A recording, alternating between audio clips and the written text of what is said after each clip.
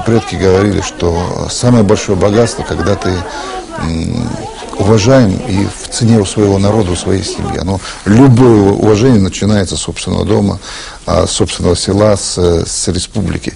А ингуши, вы знаете, это народ, я сказал, очень добрый. Наверное, народ, который я больше всего на свете люблю, не наверное, точно.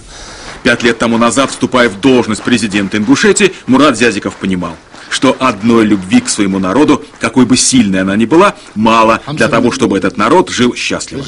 И потому говорил тогда меньше о своих чувствах, больше о планах, которые в то время многим казались просто нереальными. Ведь, по сути, ему практически пришлось начинать с нуля. Не президент, а антикризисный менеджер. Такое определение Зязикову тогда подходило больше.